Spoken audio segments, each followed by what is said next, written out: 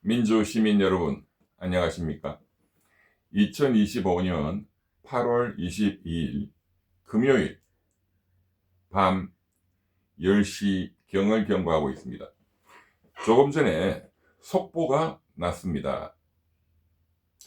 내란 특검이 국무총리 한덕수를 드디어 구속영장 청구할 예정이다는 속보가 보도되기 시작했습니다.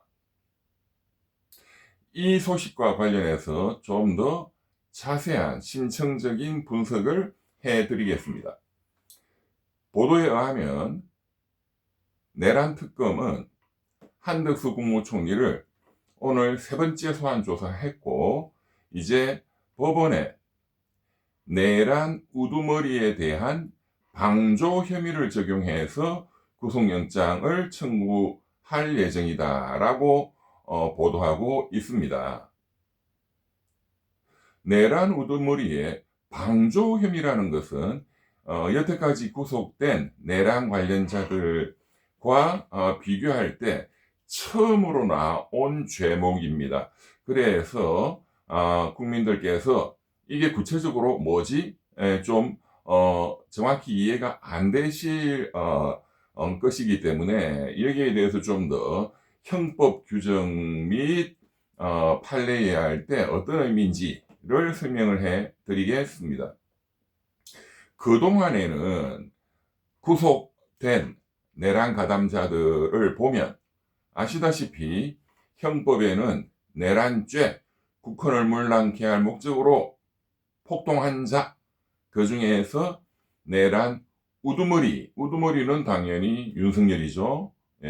우두머리는 사형 또는 무기, 요 두 가지만 있다. 무기에는 무기징역, 무기금고, 어쨌든 사형 또는 무기, 내란 우두머리. 그 다음에 내란에 대한 중요 임무 종사자. 중요 임무 종사자를 조금 더 구체적으로 사전 모의에 가담한 자, 사전에 모의한, 이건 김용형 국방장관이죠. 윤석열이와 사전에 한 1년 전부터 모의했다. 그리고 노상원이죠. 노상원이 안산 점집. 그리고 현장에서 직접 실행행위에 참여하고 현장을 지휘한 자, 이 자들은 군 특전사령관이라든가 정보사령관 이런 자들이죠. 군사령관들 다 구속됐죠. 그 자들이 내란 중요 임무 종사자 중에서 현장에서 지휘한 자, 내 경찰청장, 서울경찰청장, 그 자 2명도 같은 죄목으로 구속이 됐습니다. 그 다음에 중요 임무 종사자는 단전 단수 지시를 한 자, 누구죠? 이상민 행안부 장관, 그 자들. 그 다음에 가장 약한 게 단순히 부하 내동한 자, 부하 수행한 자, 단순히 참여한 자 지시에 따라서 그런 자들이 현재 구속된 자는 현재는 없습니다. 그런데 요 조문에는 지금 내란 우두머리를 방조했다, 방조죄, 이거는 없거든요. 내란 방조죄는 형법에 총론 부분에 나옵니다. 어떤 범죄를 실행행위를 다 분담하고 한 자, 이건 공동정범, 기능적 행위집에 서로 분업을 해서 누구는 망을 보고, 누구는 차를 몰고, 누구는 금고를 따고, 누구는 돈을 운반하고, 이렇게 서로 기능적으로 분업행위를 하고 범죄에 가담한 자, 이건 공동정범이다. 같은 형으로 처벌하는 거죠. 그 다음에 교사한 자, 교사범. 그 다음에 방조범은 그 범죄를 저지르는 자를 옆에서 소극적으로 범죄를 도와준다, 용이하게 한다, 옆에서. 그게 방조범입니다. 자, 여기서 내란 특검의 결론은 한덕수를 어떤 조문으로 처벌을 해야 되느냐. 국무회의에 국무위원으로서 지금 구속된 자는 김용형 국방부 장관, 그 다음에 이상민 행안부 장관입니다. 이 자들은 중요 임무 종사자로 처벌을 지금 구속을 시켰죠. 김용현 국방부 장관은 사전 모의에도 가담했고, 중요 임무 종사자로 당연히 또 볼 수 있습니다. 이상민이는 사전 모의까지 가담했는지는 증거가 없지만 단전단수 지시를 윤석열로부터 받고 문건을 받고 그것을 구체적으로 소방청장한테 전화해서 단전단수하라 지시했다. 그래서 중요 임무 종사자입니다. 한덕수는 똑같이 국무회의에 참석한 국무위원인데 이자들보다도 더 높죠. 국무총리. 대통령 다음이니까 헌법상 지위가 높다. 그렇다면 책무가 더 크고 엄중하다고 봐야 되겠죠. 그래서 한덕수는 내란 중요 임무 종사자 단계보다도 급수가 높게 더 세게 처벌해야 된다 이런 말입니다. 그래서 그 윗단계 내란 우두머리, 내란 수괴죄 이쪽으로 갑니다. 윤석열이의 내란 수괴죄 이쪽으로 갑니다. 그러나 이자가 내란 수괴 우두머리는 아니니까 내란의 우두머리 수괴를 도왔다, 방조했다. 범죄 실행을 용이하게 방조, 돕는 자, 소극적으로 수괴를 도왔다. 그러면 한덕수는 어떻게 처벌되느냐? 이게 내란 중요 임무 종사자보다도 더 처벌이 세야 되겠죠. 내란 중요 임무 종사자는 사형, 무기 또는 5년 이상의 징역에 처한다 되어 있습니다. 5년 이상의 징역에 처한다 되어 있습니다. 그런데 내란 수괴는 사형, 무기만 있죠. 사형, 무기만 있는데 한덕수가 이 수괴의 방조범이 되면 형법 총론 부분에 어떻게 처벌을 하느냐. 방조범은 이 수괴, 본범의 형에 반드시 감경해야 한다 이렇게 되어 있습니다. 감경해야 한다. 감경하면 어떻게 되느냐.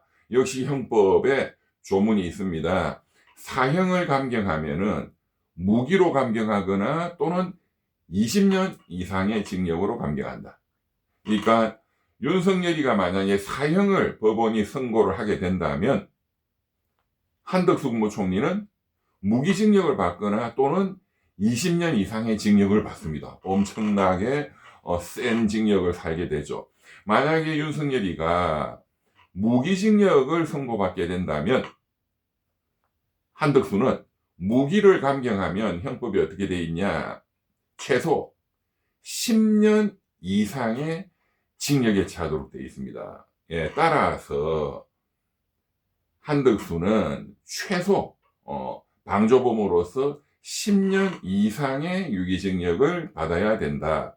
내란 중요 임무 종사자로 가게 되면 국방부 장관 그리고 행안부 장관 이상민은 5년 이상의 유기징역이죠. 그러니 한덕수는 5년 이상보다도 2배, 최소 10년 이상의 유기징역에 처하게 된다. 그러니 국무회의 전체를 주재하는 2인자인 한덕수 국무총리의 죄가 더 크다. 윤석열이가 1등이고 사형무기, 한덕수는 최소한 10년 이상의 징역 또는 무기징역, 그 다음에 국방부 장관 김용현이 또 이상민이 이런 주요 임무 종사자들은 5년 이상의 유기징역, 이렇게 되겠습니다. 우리 민주시민 여러분, 이 정리가 좀 되시죠? 다시 한번 정리해 드리겠습니다. 윤석열이는 내란 수괴입니다. 사형 무기입니다. 한덕수 국무총리는 그 다음으로 셉니다.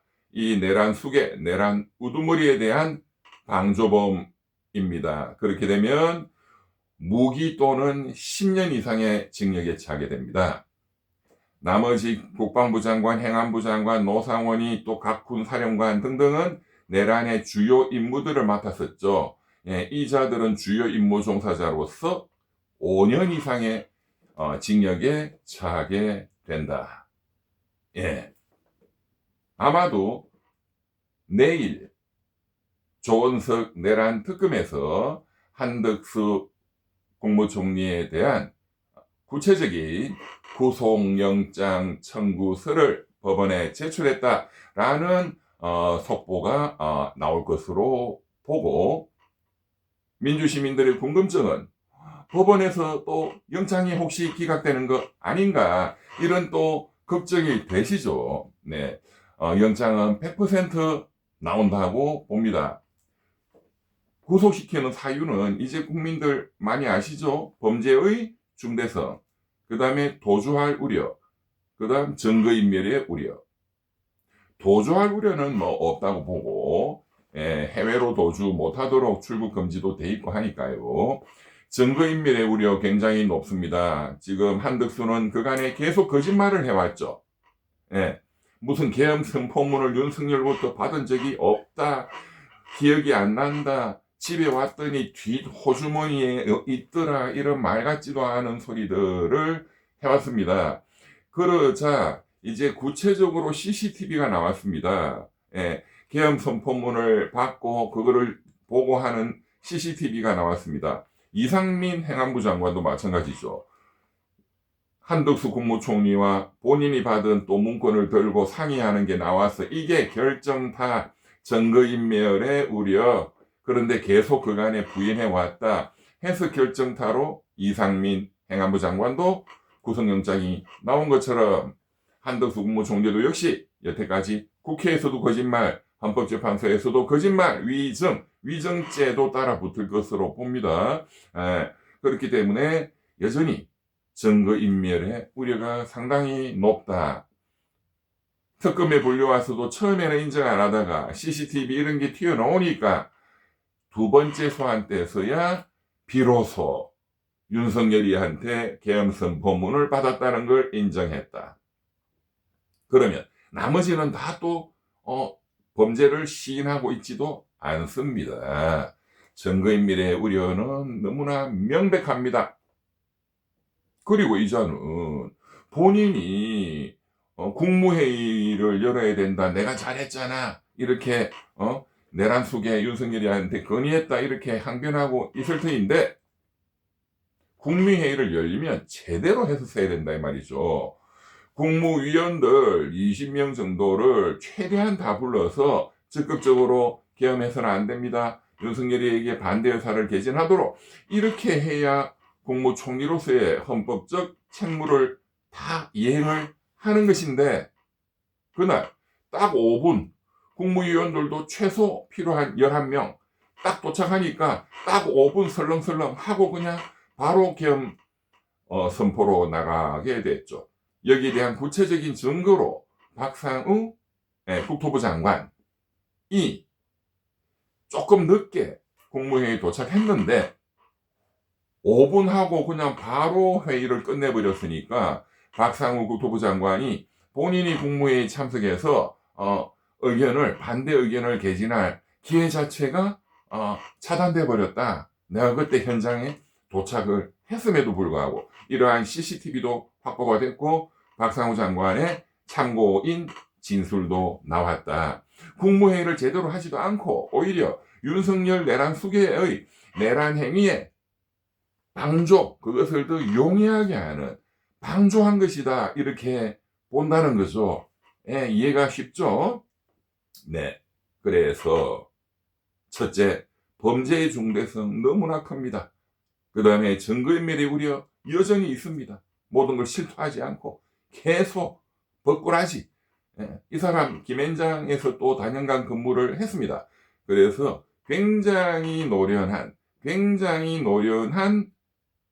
변호사들의 법꾸라지, 법기술을 지금 뒤에서 코치를 지도를 받고 이런 짓을 하고 있는 겁니다. 나이가 76이고 살 만큼 살았으면 이 영감님 정신 차려야 됩니다. 정신을 못 차리고 있기 때문에 아마도 내일 구속영장이 청구가 된다면 법원에서 아마 빨리 영장실질심사를 잡을 것입니다. 내일 토요일 날 청구가 된다면 아마도 준비기간을 한 하루 이틀은 줘야 되니까요. 한 화요일 정도에 영장실질심사가 열릴 것이고 화요일 당일날 12시 전후해서 아마도 수요일 새벽 이런 시간 수요일 새벽 1시 정도 전에 한덕수 국무총리에 대한 구속영장이 발부될 것으로 봅니다.